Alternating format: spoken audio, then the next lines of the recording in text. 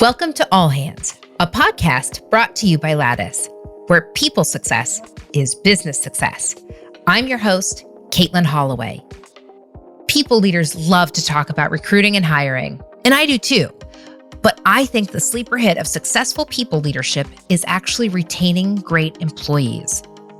Average turnover rates in the United States hover around 20%. But 60% of retail employees leave their jobs on average, according to the National Retail Federation. But there is one unique retailer that has figured out an employee retention formula for success: Costco. Unlike a lot of retail organizations, people come into Costco and they see fairly quickly that it is a career. These are living wage jobs with a robust benefit package. They have the opportunity to find an interest. And I go back to my own experience with this. I was the shipping department lead, and I went from that to human resources. Costco is the third largest retailer in the world. They generated net sales over $192 billion last year alone. Most impressive to me, though, is a retention rate of 94% after 1 year's employment. I talk with Anna Haaland, Global Business Director, People Systems, about how this retail giant takes care of and retains their employees on the ground. Anna, welcome to All Hands.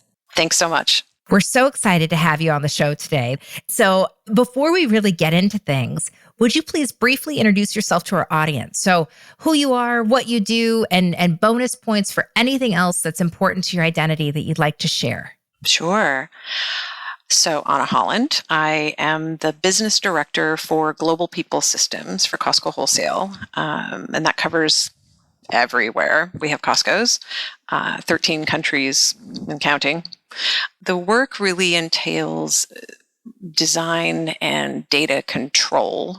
I have an amazing group of folks that I work with. We've got partnerships with all of our operations in fabulous countries. And then my bonus points are really that I'm a lifelong learner.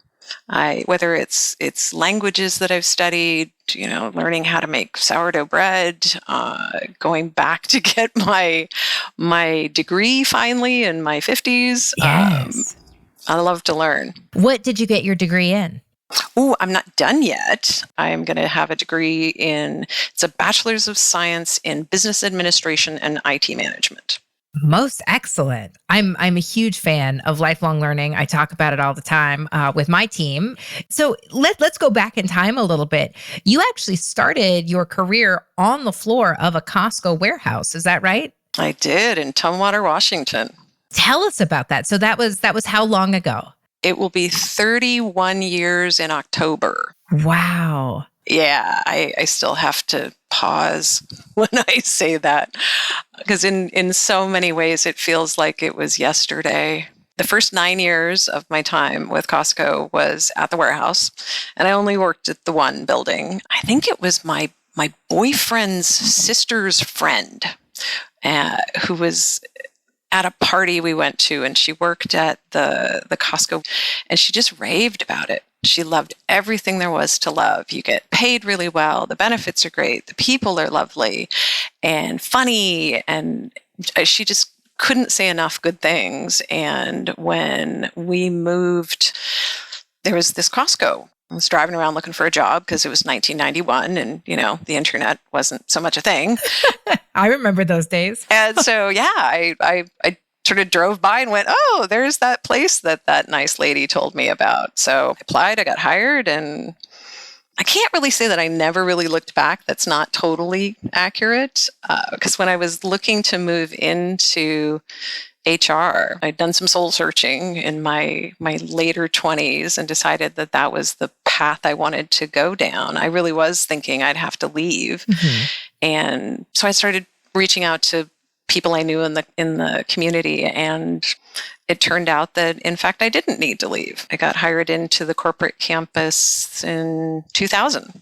So I just shifted from operations over to human resources, and then I didn't really look back. Yeah. I That is something that I wish more companies understood is the upskilling and growth opportunities within their own organizations to hire and rehire their own employees and make that visible and known and have open applications and all of those wonderful things. So, can you tell us a little bit about what that process looked like going over to corporate?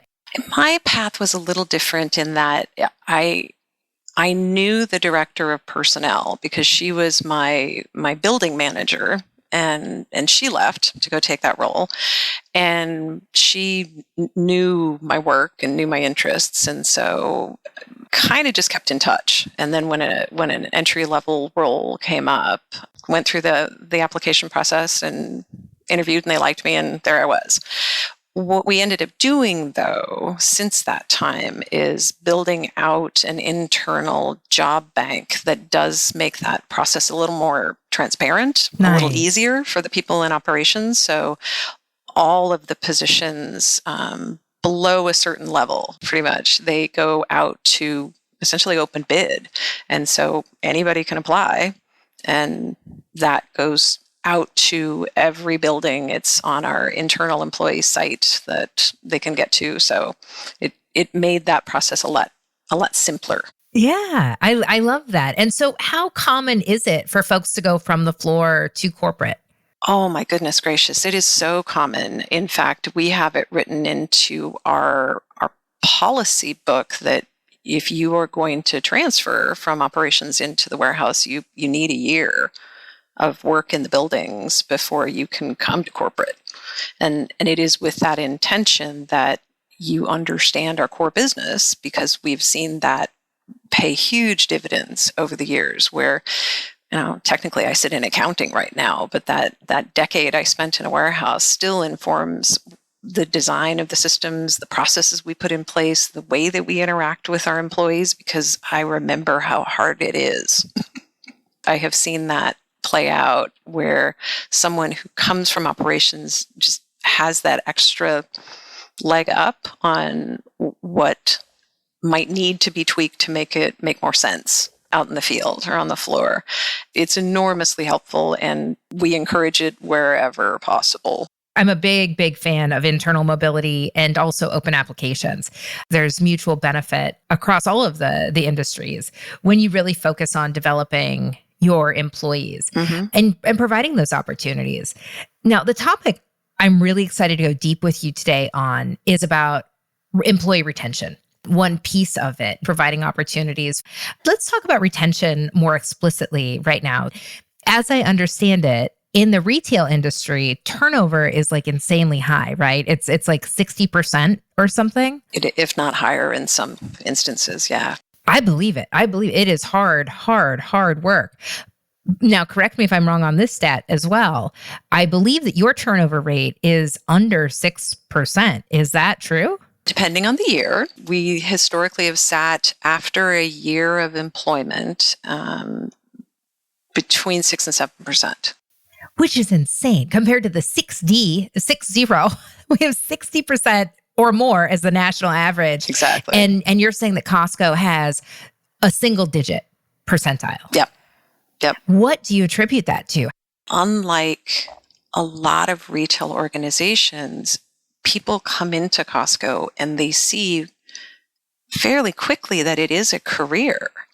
These are living wage jobs with a robust enough benefit package that they're not faced with catastrophic illness that essentially destroys every shred of savings they might have had. Right. That they have the opportunity to find an interest. And I go back to my own experience with this. I was interested in human resources, and that was feasible and in many cases encouraged for me to go from working. I was the shipping department lead, and I went from that to human resources. So that is absolutely a huge portion of why I think people vest in the company, because it is a career in a way that a lot of retailers isn't.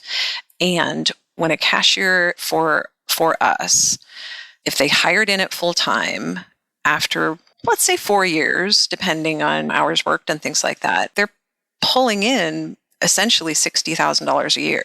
Wow. Yeah, that's huge. That's just amazing to me, Yeah. right? Like that Yeah. changes people's lives. Like whole families' trajectories are different because they have that stability.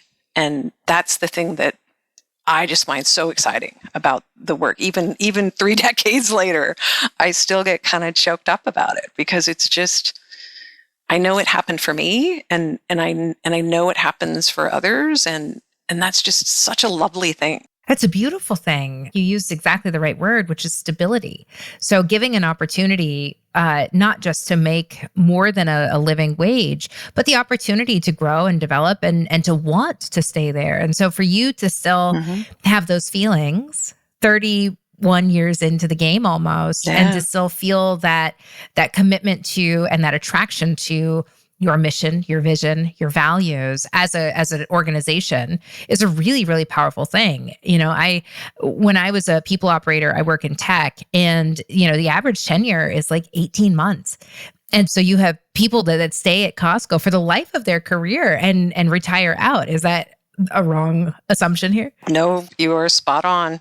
That's a powerful thing. That is an interesting part of the culture because we do a lot to honor those years of service. If you could see my name badge, it's a silver name badge because at 25 years, you get this fancy special badge. That's awesome. And there's lots of things around that, right? At 15 years of service, you get your 5th week of vacation. Nice. So we have all of these processes built out around honoring that commitment that you've made to the company, and in turn, sort of making that something to celebrate. In a world that moves so fast, in a space where people are encouraged to jump from job to job to make more money or to get those development opportunities, to have an organization in today's ecosystem that says, hey, when you hit this milestone, you will be celebrated. What is your favorite milestone celebration? So we actually have a gold name badge. We do it at 40. And they're also just really sparkly and pretty. So the gold name badges are something to behold. To your point, it is so unusual for a company to have the kind of longevity that we tend to enjoy, that, getting a gold badge. I love that. I hope that it gets you into like a little speakeasy in the back of the staff room, right? Yeah, we don't talk about that. Not that we would give the secrets away on air. I joke and I kid, but let's actually talk about benefits. So Costco is notorious for having incredible benefits for their staff. How do you take care of your employees?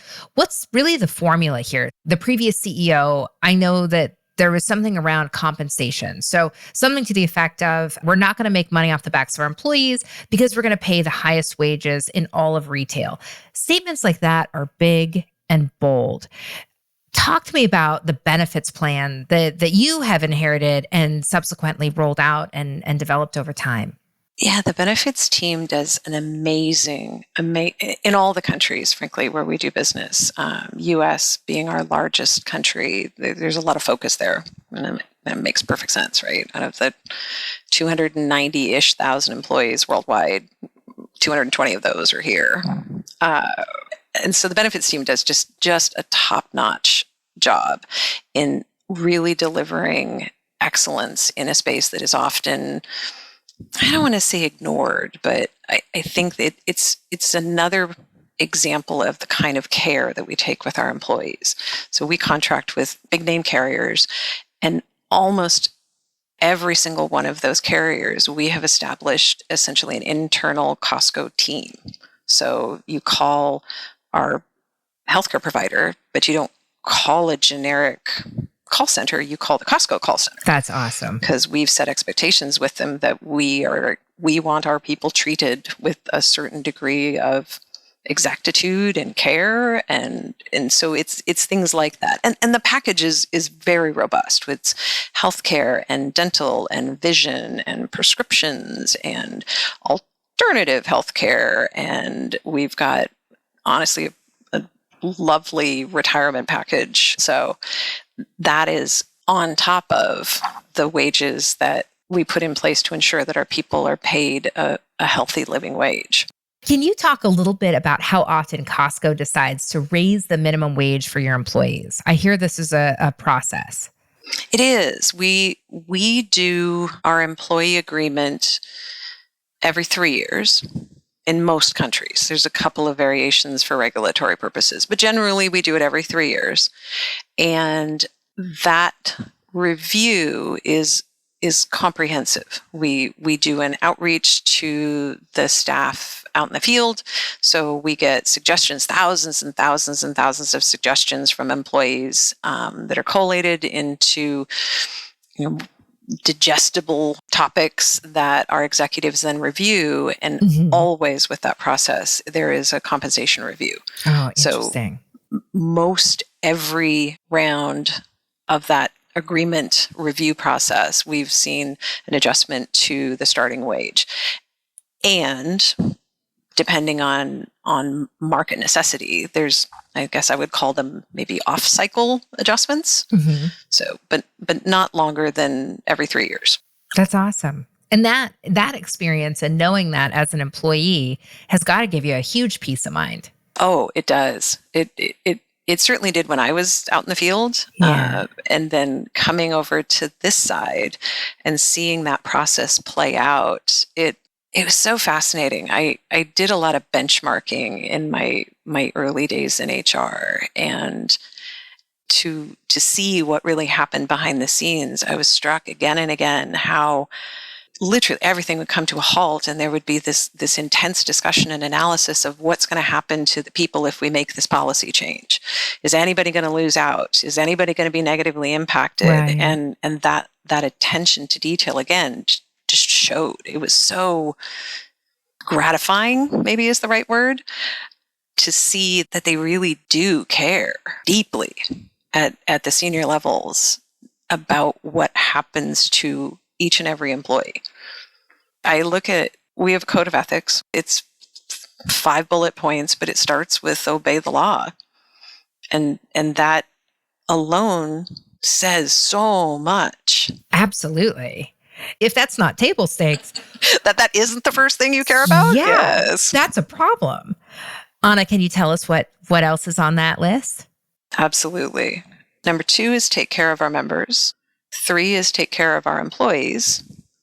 4 is respect our suppliers. And then if we do all 4 of those things, we will ultimately do number 5, which is reward our shareholders. And that is exactly the stack ranked order in which you need to do those things. You break any one of those top 4 and 5 certainly ain't happening. Everything else falls apart. Can you share what the starting wage is now? We've got sort of the lowest on scale salary is $17.50. Wow. My goodness. So I could be in the middle of the country, and I'm going to pick a random city, Holton, Kansas. I'm sure you don't have a warehouse there, but let's pretend like Holton was big enough for you to for them to have a Costco, and I could be making over $17 an hour To start. Absolutely. I think it's awesome. Yes, insanely awesome, and very compelling from a recruitment and retention standpoint. That does not happen in the majority of our country. Thank you. It's just one more thing that gets me up every morning and makes me excited to do what I do. I love that that's the attitude that we take, and you're exactly right. Our original CEO's stance on that it persists to this day. That was where we landed because we just completed that agreement review process. Honestly, it was from very much on high that's what they wanted to come in, because that's what they felt was the right place to be given our approach to compensation and to ensure that we're getting people in the door that want it and then want them to stay. Recruiting is expensive. Onboarding is expensive. And to lose someone after a year's worth of work, 2 years worth of work, you are losing money. You are losing money if you don't commit. So I would argue that you're actually saving money. Yeah, precisely. We did that analysis, and it's been a while, but when we looked at those numbers, I'd say probably at least a decade ago. I mean, you're talking thousands and thousands and thousands of dollars that you've invested in that new employee. And when they walk out the door 2 weeks later, yeah, you just got to do it all over again. So we've talked about total rewards, and we've talked a little bit about development. Let's talk a little bit more about your culture. So things that are oftentimes unwritten, the things that make employees say, like that woman did at the party to you, I love my job. The je ne sais quoi parts of, I want to work there, and I will recommend to my friends that you should come and work here. How would you describe Costco's culture? I would start with fun. It is incredible that the number of times that work is just honestly laugh out loud funny. And that, I want to say maybe more casual approach to things is something for me that I find really comforting. It's lovely to come to work every day and work with these amazing, smart, funny people. We are also innately entrepreneurial. And I contend that is an outgrowth of the pragmatism with which we do our work. You know, you go into a Costco warehouse, one of our stores, and it's concrete floors and pallets of stuff, and it is no frills and no fuss, and that approach to keeping things as simple as humanly possible then also kind of weaves into how we problem solve. So you do get just really out of the box thinking. And we are incredibly open to that sort of creativity. I mean, in my career, I've started no less than 3 departments, and they were truly things where I went, this is a thing, we should do that. And here's why. And, you do your business case and all of that stuff. But that's one of those things that I've never had somebody say no when it's a good idea. Yeah. And sometimes we try those things and they don't work well, and that's fine. And that kind of willingness to fail is something that has ultimately led us to be, I contend, better. I mean, we certainly have made strides from, our packaging and how we approach things from a sustainability standpoint. It means that we've got sort of inbuilt openness to diverse voices and ways to problem solve. Because again, practically speaking, we're not really fussed about those extra things. We just want to get it done. Right.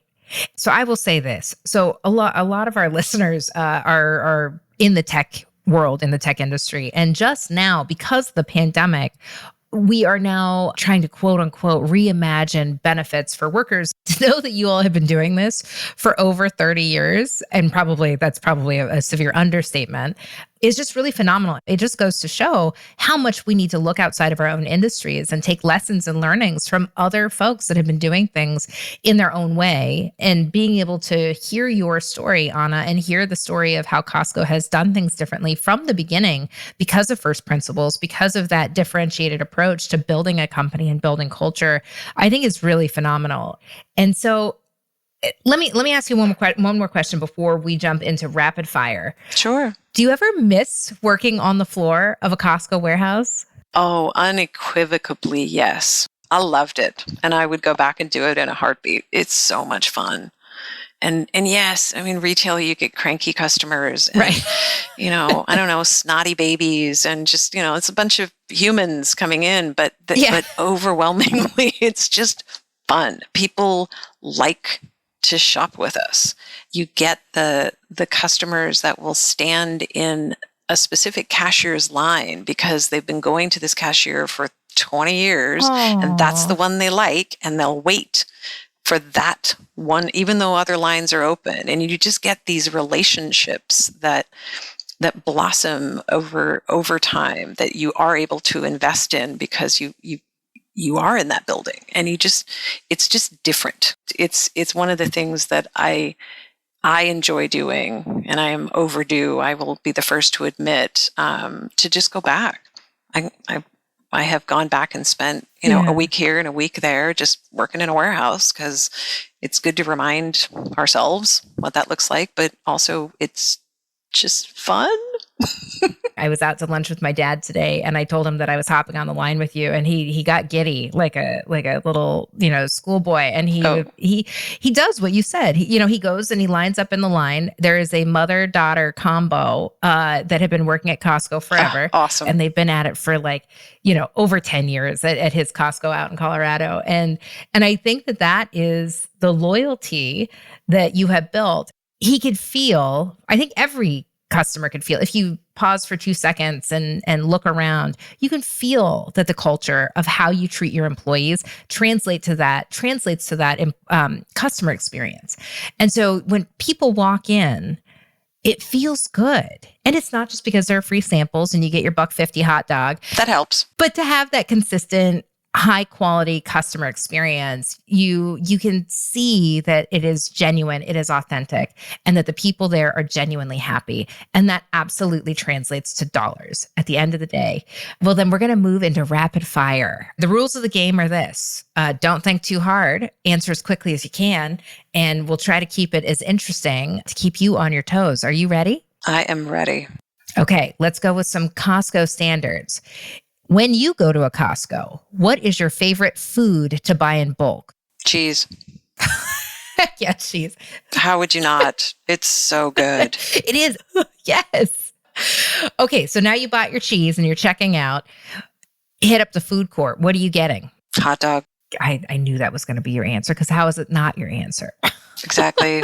It's a rule. Yeah, I have to get the hot dog. But I mean, they're still at $1.50. It's amazing. And are y'all ever changing the price? I believe the quote was over my dead body. And that is quote unquote. They have done some amazing work to keep it at that. And so far, so good. Okay, let's go back to your comment about being a lifelong learner. So you're getting your bachelor's now, which I am so excited for you, Miss Sophomore. Thank you. What is your favorite class that you're taking right now? The one I've enjoyed so far, and this will come as a big surprise, not at all, was global business. Nice.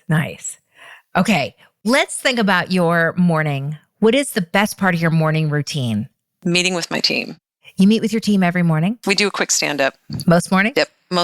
Most every morning, it's a quick, nice, and a very standard stand-up, sort of what happened. Are you blocked? Can I help you with anything? What's the plan? And then go forth. I love that. Some of my favorite anecdotes from high-performing people teams is that they do a stand-up. What is your favorite productivity hack? We're a Google shop, and so the hack is to use multiple inboxes. Ooh, that's a good one. You use the labels to make multiple inboxes. Awesome. I love that. Anna, one last question. This one is not so easy, but when is the last time you were deeply proud of something you accomplished? Last year, we deployed 2 new countries onto a modernized master data system for employee master data. And that wasn't the intent. We were rolling Australia and Mexico on similar timelines, but they were still separate. And due to some regulatory changes in Mexico, we essentially had to club the 2 projects together. Ooh. And on the fly. Yeah. So different if we'd planned it that way, but instead, and I was so impressed with the team's willingness and just raw ability to problem solve that and safely land, 15,000 employees in their new systems without really any major hiccups. Holy hell. So August of last year. That's a big one. That's a really beefy one. I am proud of you too. It was good. It was really good. Well, Anna, I can't thank you enough for joining us here today on the show. Our audience is going to absolutely love this episode as much as I enjoyed sitting on this end of it. So I just will say thank you so much for doing the work that you do. This is a weird world in which we are living. And I am so grateful to people leaders like you who are out there putting in the work and sharing with the world how we can do better. So thank you so very much. And please keep leading authentically. Wow. Thank you so much. Will do. And I appreciate the chance to chat. It's been great. And to our listeners, Thanks so much for joining me on this week's episode of All Hands, brought to you by Lattice. I'm your host, Katelin Holloway. On the next episode of All Hands, we go into the kitchen with a chef building a positive work environment in a notoriously tough industry. I had gotten to a point where, I wasn't happy with myself and wasn't loving people, and just I know it's not the only way. And there are so many beautiful things about it. I just wanted to build the place that I knew it could be. Follow All Hands on Apple Podcasts, Spotify, Stitcher, or wherever you get your podcasts so you never miss a new episode. Learn more about how Lattice can help your business stay people-focused at lattice.com or find us on Twitter at LatticeHQ. All Hands is produced by Lattice in partnership with Pod People. Special thanks to our production team, Christine Swore, Annette Cardwell, Rachel King, Amy Machado, Danielle Roth, Jessica Pilot, and Carter Wogan. Until next time, keep leading authentically.